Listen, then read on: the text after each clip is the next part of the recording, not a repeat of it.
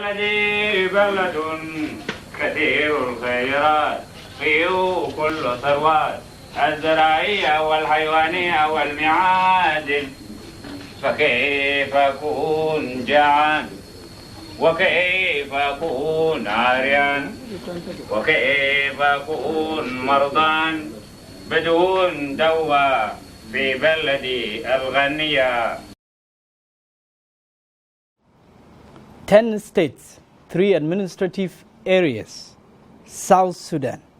Welcome to Fixing South Sudan, your ideas for building the new nation.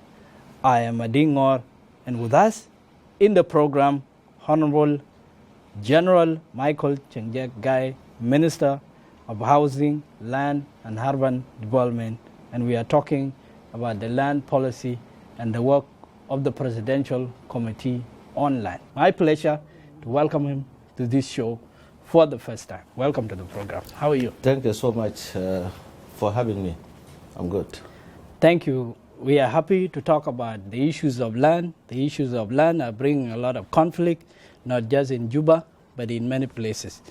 And in this case, we will confine ourselves to what is happening in the capital. And this came to the attention of the president, and he appointed a committee, a very vast committee that is chaired by yourself. You're most welcome. Let's begin where you started, because you have terms of reference of the committee. Where have you begun? Welcome.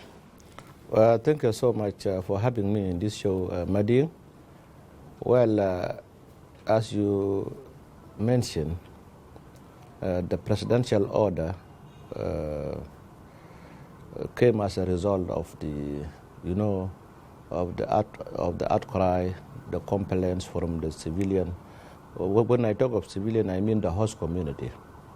Some politicians, and then they mobilized themselves. They met the president and they raised their issues. This issue of land grabbing is not something new. In fact, it started earlier, maybe sometime in 2008 and 2009, as a result of those who were coming from the liberated areas, who actually came into Juba and couldn't find where to stay.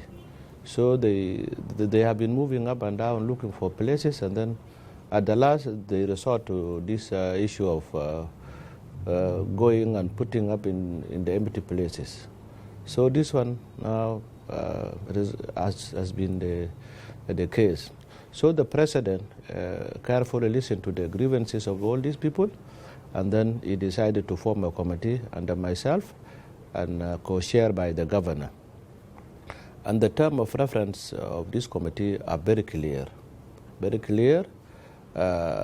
First of all, we should go down to the people and talk to them, especially the host community.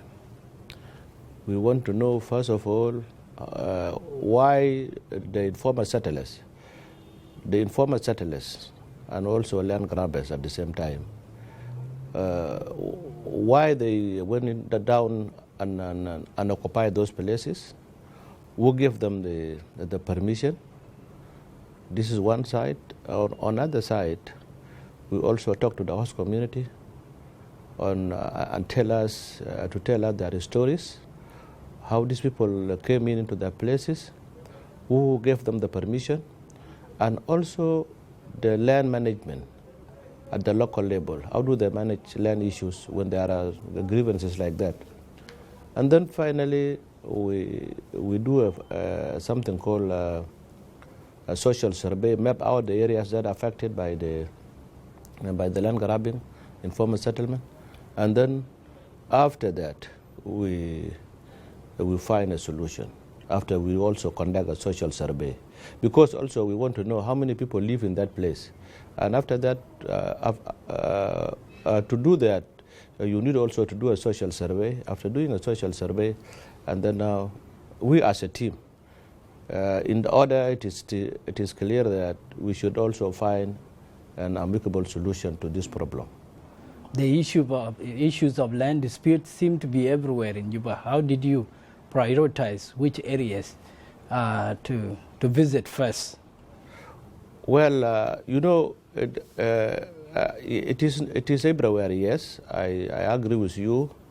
After we mapped out the areas, we started with we found the priorities where the grievance, where conflict is on daily basis, and one of the places that we identified is Garbo. Garbo, it is along the, it is now called Juba 2. Juba 2 is including Sharikat and Garbo West and all this. So we have started there. In the first place, there was a huge tension between the communities and all the host community and the informal settlers. But we went in and then we called them, we talked to them separately.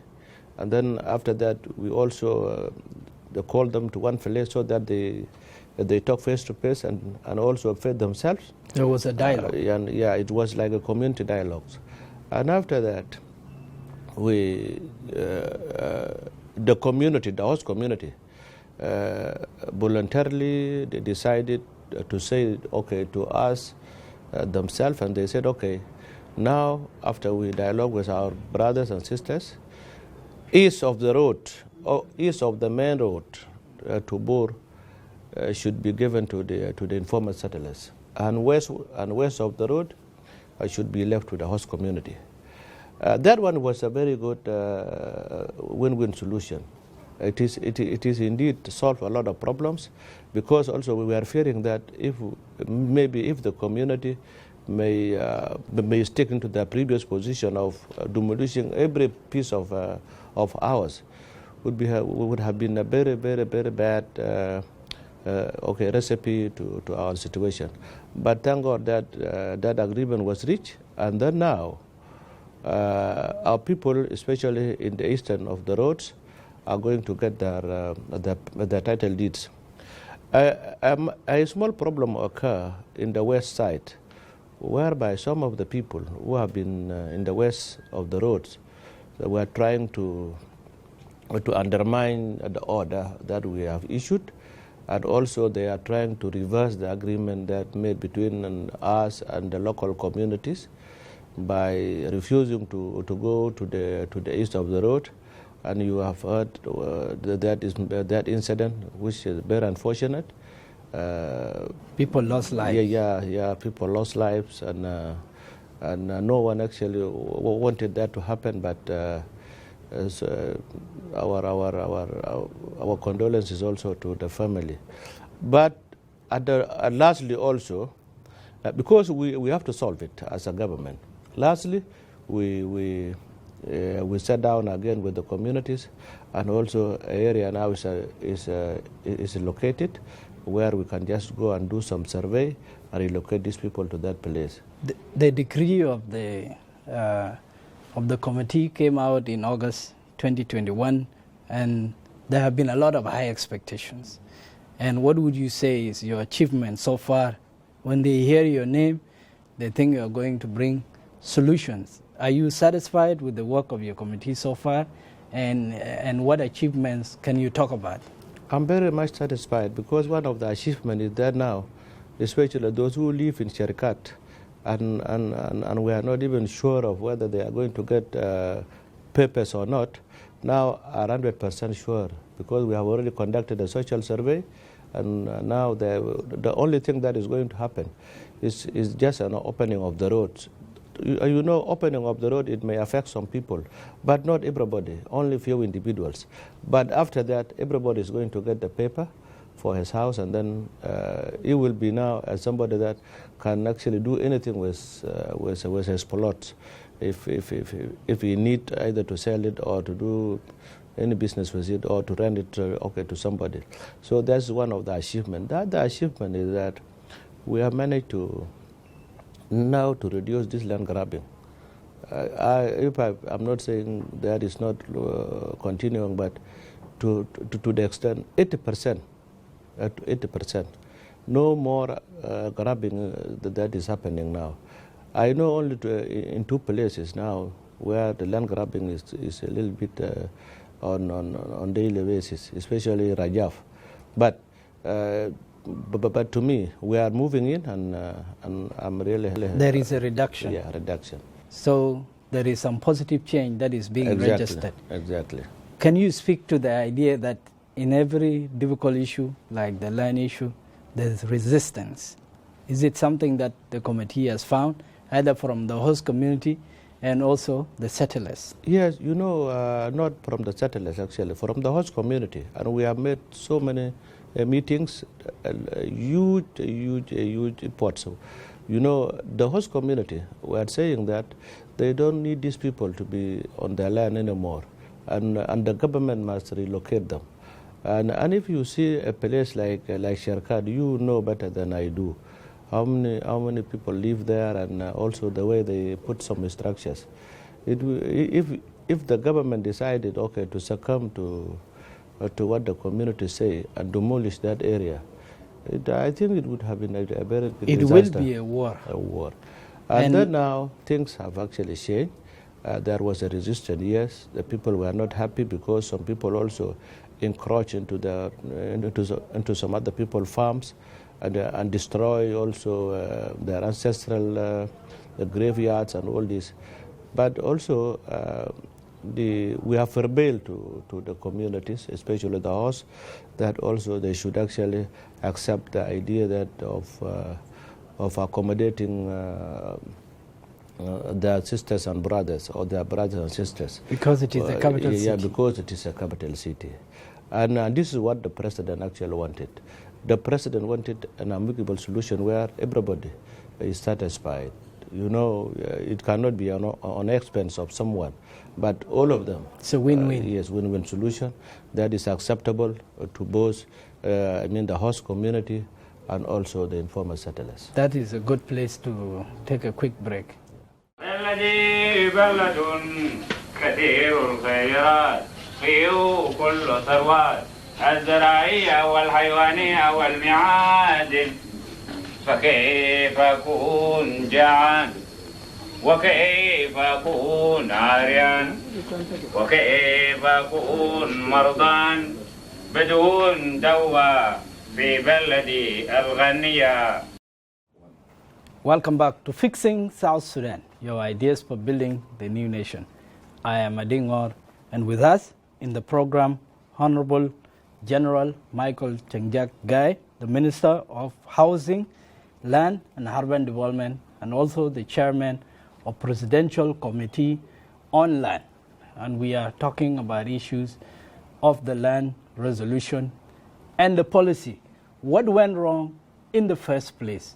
Is it the mantra that the land belongs to the people that has brought confusion, or what is responsible for all this crisis?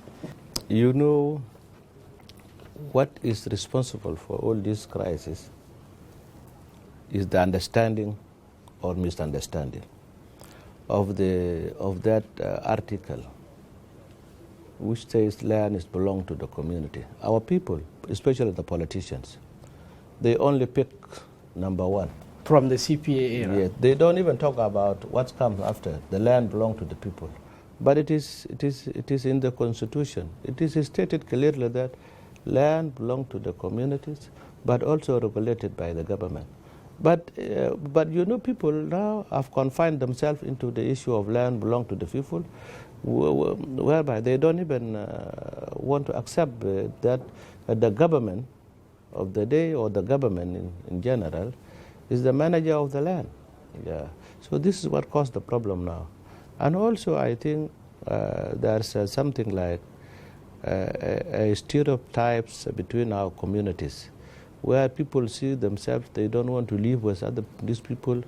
I think that's, cannot help in building the nation, especially when people hate themselves for no reason at all. And I'm seeing some people, some politicians, they are too angry when they are talking. They are not giving you any reasons, or you assume that there are no reasons behind their animosities? No, just only people think of the past. They are bringing things of the past, to the present time. You know, when you talk of there are the differences, the main differences between the communities, and then someone support his community. This is not what we should be doing nowadays. Government is government, and community is community. And also, you know, when during the before the CPA, when Khartoum was, when we were all under Khartoum, there were things that Khartoum actually imposed on us, and this hatred and all this were actually made by Khartoum to divide us. Now we are one people, we are a government, we are a country, so I'm not seeing a reason why people should also remember those things, and these are the things that we took up arms, to fight for, so that we become independent and love ourselves. So the issue of land here now is being used by so many people as just only to forward what it's a mobilizing tool. Yes, exactly, as an agenda to mobilize the communities. But and I want to register this in my conversation with leaders from the Central, from Central Equatoria, and by the way, I met with the Bahari community chairperson, and we discussed this, and he's a very good gentleman, and we agree that this win-win solution that we are now providing is the only way, that is the only solution that we can actually bring our people together. And he agreed with me that all of us, we belong to this country, and there is no one that can be told to leave or denied a piece of land. But for that, a government should actually provide a mechanism where everybody is given a land in a way that transparent and you find that many sites, they have grievances, and sometimes would you say that they're informed by tribal sentiments? Yes, you know, in both sides, by the way. Even those who are grabbing land, sometimes you get the one community, they occupy the place and then they appoint their own chiefs. This one angered, the host community. Why somebody come all the way from Upper Nile or Bahr al-Ghazal and he stage himself to be a chief of our land, while we have norms and tradition that are governing this land. But all this now, I think the presidential order, not this one, there was another presidential order that banning all the soldiers, not to dwell into politics or to involve in the issues of politics. I've also reinforced our activities, and now we are now selling that idea, and we are making sure that that order also is actually implemented, so that all the soldiers must go back to barracks. If you want to acquire land, you acquire land as a South Sudanese, not a soldier, not a general, not everybody. But honestly, there was a very high tension between the communities, especially when you see the area of Rajaf, especially in Rajaf area now, where people are really unhappy. And this is where the people of Central Equatoria, especially our brothers from Bahari, are not happy with the way that our people are encroaching into their farmland and all this, without even a permission. A final word on the work of the committee. In this program, we speak of fixing South Sudan. Would you say that the committee is part of the solution to fix the nation on these issues of the land? Yes, of course. I think the president has thought well. He made a very wise decision to form this committee. Now the people, especially those who live in Sherikat, are going to get their papers. They are now, by the way, helping us now. They are even preventing those who are coming into the grab land, because they know that we have already registered them, and no one should again come in and disturb their arrangements. Also, those in Jabal Dinka are now going to get their papers. So you can see now fixing the problem is already there, and also now even those who are in Cameroon, Kamru is the area that from Mangatene up to referendum and all that area. This area is called Kamru. After they learned that also, we have provided a solution in Sherikad and Jabal Dinka. Now also they have now stopped their activities, waiting for us. So in one way or another, the problem is fixed. Yes, and then the transition is on this issue of land policies. We talked about the confusion earlier, that people think of land policy as a fixed statement. And right now, as I understand, you have been conducting workshops on coming up with a land policy. To achieve harmony, you need concrete policies in place. What are you doing as the Ministry of Housing? Land policy that we are now developing, the document was there before. And what happened is that the documents was developed by all the stakeholders and sent to the parliament. But because of the differences I mentioned earlier, the document stayed there and people begin to disagree over it, and it was not part, and finally it was brought back to the ministry. What happened? We have subjected the document again to the grassroots consultation. So many workshops were conducted in our 10 state and 3 administrative areas.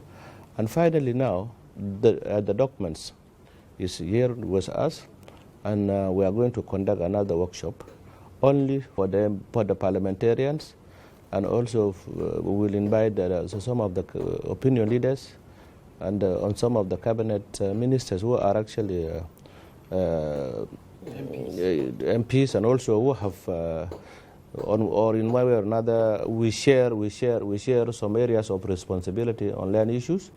And then after that, with all this consensus, now the document can sail back again to the parliament. Minister, we cannot understate or overstate the conflict that has erupted almost everywhere as a result of land disputes. It is a serious thing.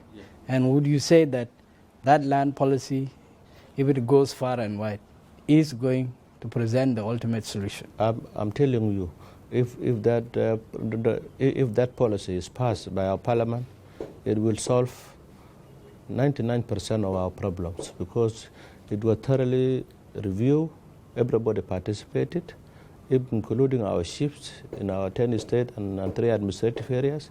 And also, as you saw us 4 days ago in the workshop, we have brought in also some of the technocrats.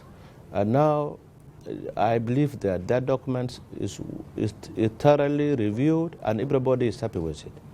It will solve. Yeah. It will solve some of our problems. If not all, but at least 99% of our problems. I want to underline these two issues. One is the issue of regulation. The land may be owned by the community. There are communal lands, there are different classifications. But the usage or regulation concerns the government. Is it something that is encapsulated? Exactly. Yeah, we actually addressed, this one was addressed in this document. And by passing these documents, it will now help us to review even the Land Act, because that's the law. It will help us to review the Land Act if there are areas that need to be also looked at, and then we can do the review and then also do the amendment. Yeah.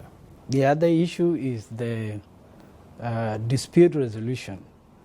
Usually the mechanism that exists is the judiciary, and there's been a talk about making sure that you dedicate issues of land to their own jurisdiction, because the present judiciary is facing a lot of challenges. So is it something you are considering, or you are confident that once the policy is concrete, is in place, the judiciary will fall in place? Well, judiciary is an independent entity that comes in when there are disputes. But also, it doesn't. A judiciary doesn't do laws. They don't do laws. Laws are done in the parliaments. They resolve cases. But they resolve cases, and they seem to be incapable of solving them. I don't know. For a lack of a better word, it is rotten to the core. I don't know why things are not done past in the court. This is the right person to answer this is the judiciary themselves. Why they delay cases? Why cases stayed in the court for so long? But in our case, and I want to give you some information here. In the ministry now, we are developing something called digitalized system. And that digitalized system, this is where all the registration that are done in the courts will be done digitally here in our ministry. And this one will solve, I think, most of the problem. You can see now our people are fighting sometimes over one plot. You get one plot with 4 title deeds or 5 title deeds. It's because somebody somewhere is mismanaging, is corrupting this, and then just making it, a point just to put people in that situation. But now, by having this, digitalized system in the ministry, we will be able now to track down who are the criminals and centralize the process. Who are those corrupt individuals. And this one is going to help us a lot, and also is going to make the work of judiciary easy. Let's take a break from here.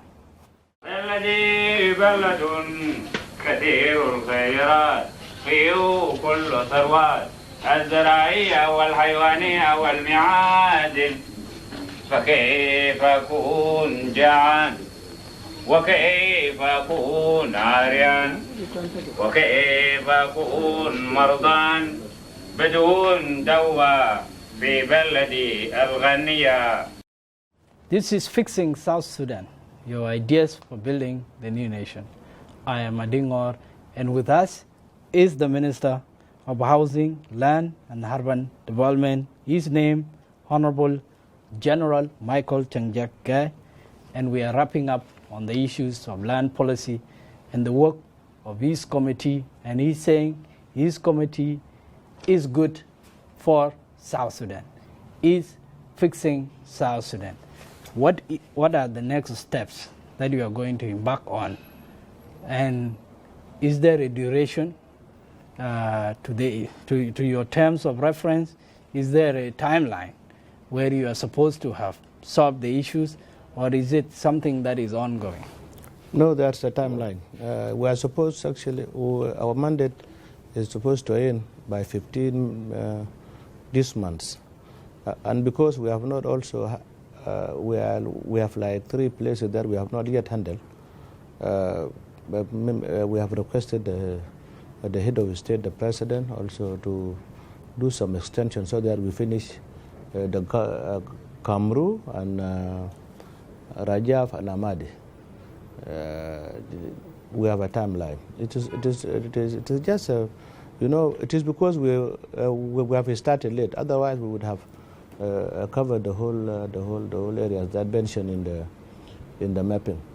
What is your resolution mechanism that you have in place? You meet as a committee from time to time, and here is speak of you coming up with strategies. Some of the strategies you have spoken about, the registry, you are going to centralize, and then you are going to give documents, which is something that you are recommended in accordance with what the committee has been saying.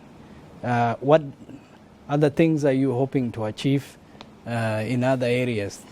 No, for the committee, we regularly meet every Tuesday, and today also we are meeting after this conversation, and then some of our team are coming, and then because tomorrow we want to send our team down to the Jabal Denka to go and start the issuing of the title deeds with the local authority of the county. But regarding the other question you asked about the resolution mechanism. No, the resolution mechanism that we are making, ours is practical. when we resolve that to do this, we go down and do it immediately. Our resolutions are mainly practical. When we resolve that, we are going to Rajab today or tomorrow. We go to Rajab tomorrow and do exactly what we are intending to do. These are the resolutions, because the committee is set up to address things practically. We are not making policies. Regarding the policy, all the policies now are addressed in the land policy. That I'm telling you. And the land policy, it has nothing to do now with what we are doing. It is a general document that will be distributed to all the people in the Republic of South Sudan. The scope of the committee work is limited to Juba. It's limited to Juba. And yet the issues of the land conflicts are everywhere. And you have seen what is happening between the cattle keepers and the host communities, between the residents of Abiy and also of Warab, Twitch. Conflict about land everywhere. What would be your message to them? No, what is happening now in, for instance, in Jonglei, Bahar al-Ghazal, Unity and all this. This is a jurisdiction of the Council of States. I think our people are fighting over borders. And what caused all this now is no longer a grazing land dispute like what we usually know. This one, it has something to do with borders. And I think our Council of State entity need to set up a committee, because they are the one tasked with the issue of borders between the counties, the state and all this.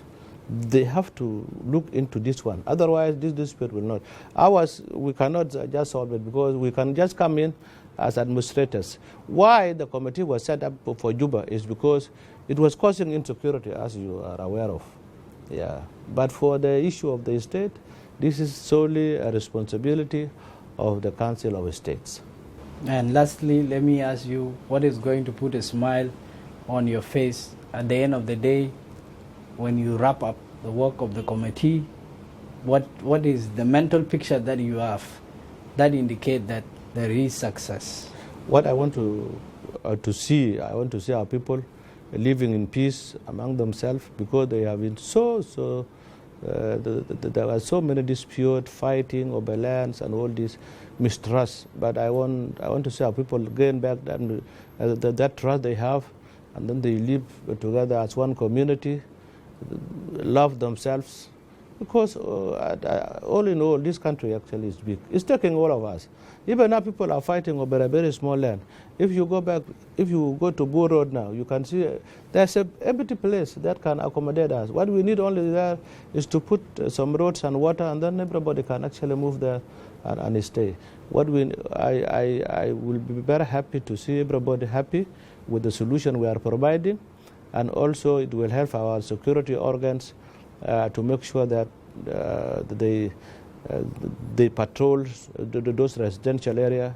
Now, like Sharikat, in Sharikat, if we open the road, security will again prevail, because people are complaining that thieves and all these criminals are moving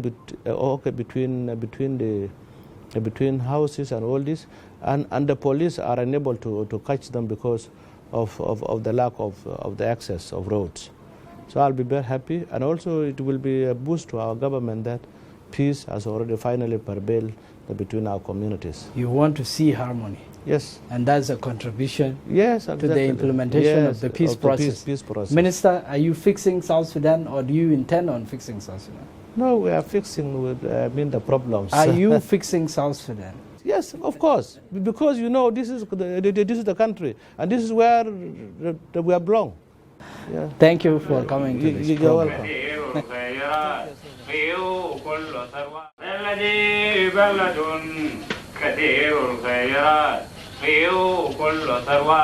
الزراعية والحيوانية والمعادن فكيف أكون جعان وكيف أكون عاريان وكيف أكون مرضان بدون دواء في بلدي الغنية